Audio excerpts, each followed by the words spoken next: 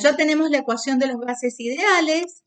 Si el sistema es cerrado, no me permite la entrada o salida de material. Por lo tanto, la masa es constante.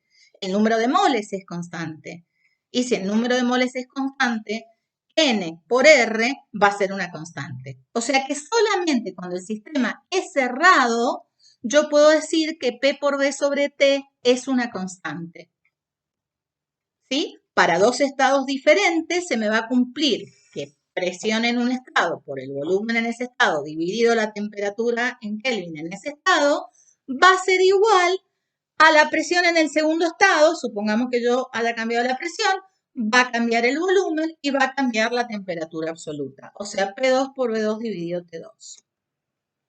T debe estar temperatura absoluta en Kelvin. Yo sé que soy repetitiva, pero muchas veces lo pongan en grados Celsius y eso es un grave error. Porque ven que la temperatura está abajo, por eso no puede ser ni negativa ni cero.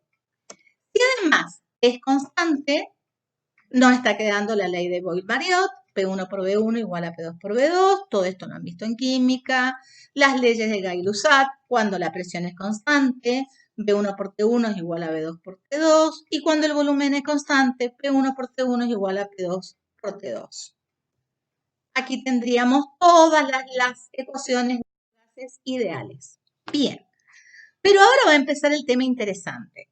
El tema interesante es cuando se produce licuación de gases. A ver qué significa esto. Vamos a pensar en un gas ideal. Yo voy a dibujar la presión en función del volumen. Cuando nosotros hacemos esto, imaginémonos la jeringa, el émbolo que yo tengo con un gas ideal. Y tengo un manómetro que me va a indicar, obviamente, la presión. El volumen me lo da la capacidad que tiene ese cilindro. Si yo ahora empiezo a disminuir el volumen apretando el émbolo, yo veo que la presión empieza a aumentar. Y de esta manera yo sigo disminuyendo el volumen, sigo aumentando la presión. Fíjense, sigo disminuyendo el volumen, sigo aumentando la presión, pero todo esto ocurre a temperatura constante. Pensemos, ¿cómo hago que la temperatura sea constante? Bueno, una manera de hacer que la temperatura sea constante es rodear este émbolo de un baño térmico, es decir, agua que entra y que sale. Entonces, si se me quiere calentar el gas, el calor se lo traspasa al agua que lo está rodeando y la temperatura se mantiene constante. Si se quiere enfriar el gas, toma calor del agua que lo está rodeando y la temperatura se sigue manejando constante. Esto se utiliza muchísimo en enología. En una bodega permanentemente utilizamos este método para que la temperatura sea constante. Y esta gráfica que se formó de la presión en función de volumen a temperatura constante, se llama isoterma. Isoterma porque justamente la temperatura es constante. ¿Qué pasa ahora si el gas es real? Sigo con la temperatura constante, o sea, vuelvo a tener el émbolo, pero ahora tengo un gas real, oxígeno, no sé, anhídrido carbónico, cualquier gas real. Parto del punto A, donde está una determinada volumen y una determinada presión que lo leo en el manómetro. Disminuyo el volumen, aumenta la presión, igual como se dio en el gas ideal. Fíjense en el manómetro cómo la flecha se corrió. Ahora sigo disminuyendo el volumen. ¿Pero qué pasó? Si ustedes ven el manómetro, permanece en el mismo lugar. La presión no cambió. ¿Pero qué es lo que veo en la gráfica?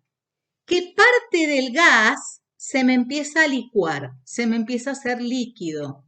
Y la presión permanece constante.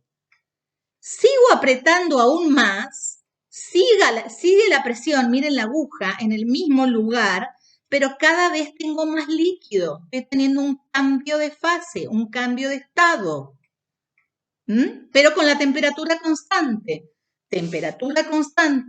y presión constante. Finalmente llego al punto E, donde ya es todo líquido. Si yo ahora quiero seguir disminuyendo el volumen, tengo que hacer una presión gigante para disminuir un pequeño volumen, porque ya siendo líquido, el líquido es prácticamente incompresible. El gas es fácil de comprimir, pero el líquido es prácticamente incompresible. Lo vamos a dejar hasta acá para que no sea tan largo el video y vamos a hacer la segunda parte.